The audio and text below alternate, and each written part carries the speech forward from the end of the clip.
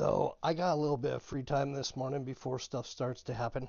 I'm going to grab some parts off the parts shelf, run out to the shop, grab some tools, and I'll meet you at the bike. I think we have enough time to get the old cam bearings out and new cam bearings in. Oh, come on, guys. We don't have all the time in the world. At least you could have got the cover off of it.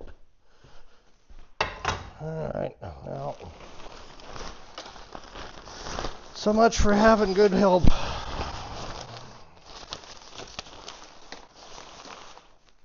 There we go. Okay, so when doing this, you definitely want to have this tool firmly installed in there. Cheap Chinese tool. Crushed in, it'll still work.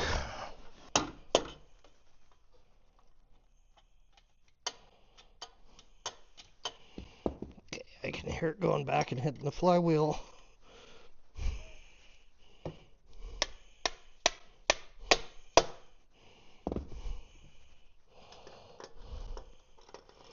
Support on the outside.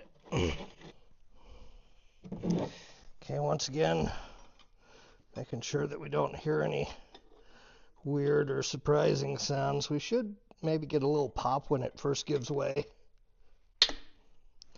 And then from that, that should pretty much be it. Alright. There's the second one, all loaded up in the cup. That's sort of how she works. Take that apart. That bearing comes out.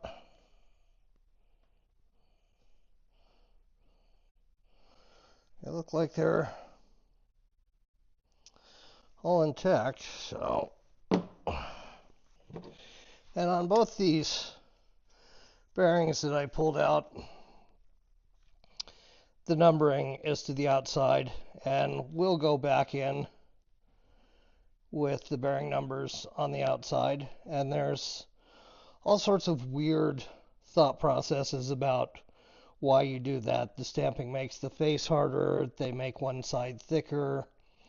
In truth, the reason that you put the numbers on the outside is so that the next guy that comes along to work on the bike can read the goddamn part number. We're going to get our all roller bearing ready to go. All right, take two. One bearing's already in, but let's see if I can narrate this a little bit better. So we're going to throw a drop of assembly lube on there because that's what I have on hand for lubricant. We're going to thread the pressing guide into the fixture, and we're going to spin that all the way in. Now this side is set up with the correct diameter bearing holder, and as soon as we get this thing bottomed out, we're ready to go back together. Okay, we'll take our new bearing.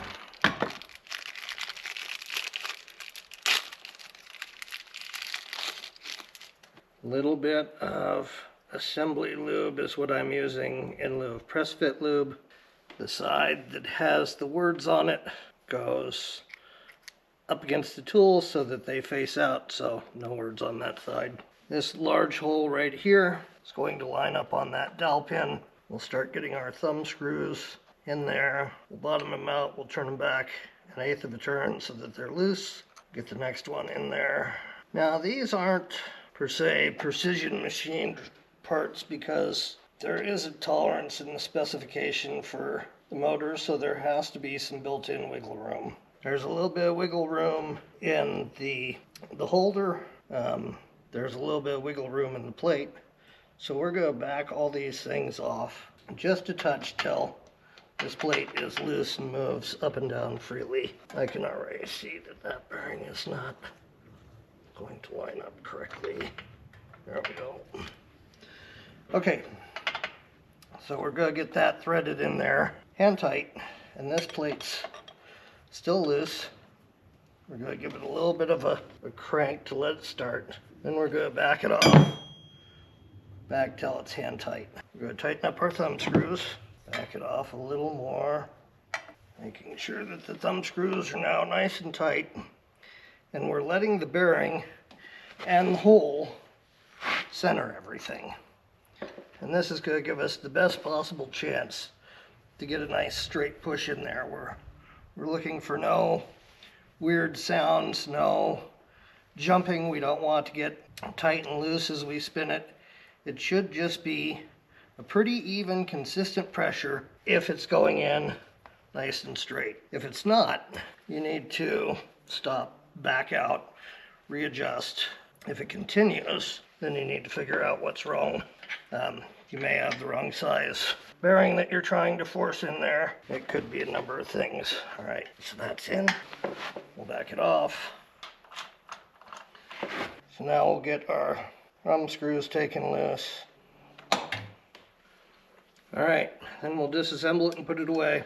Hooray for having the right tool. That could have been bad. There's a bit closer of a look in there. So the bearings are slightly recessed in there. The markings are the outside, so if it's not me that's working on it again, whoever's doing it can see what the part numbers are. And the last step is to get a little bit of assembly lube in there. And oh my God, it's everywhere. And get it spread around. And this is going to set open for a bit, so that is just to make sure that we don't have any unnecessary rusting. And then we'll put fresh assembly lube in there right before we go together with them. Right now, that's all we needed to do down in the cam chest. I need to get these top rocker box covers off. They're just held in there with a couple bolts. The one over here is got a little bit of a leak, and as long as I'm this far in, I want to clean them up and give the head bolts a check. Now you can sort of see in there. I'm gonna break them all loose real quick with a end wrench. Well, that one's loose. So the front one on the far side near where it was leaking, that bolt is really loose. All right, you guys get the idea. I'm gonna take bolts out and you're in the way, so we'll be back when they're off. All right guys, we're back. This rear bolt that's under the frame was horrible to get out, so let's get these broke loose off of here.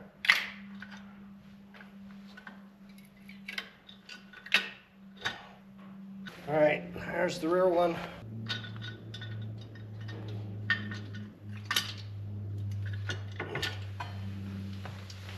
There's the front one.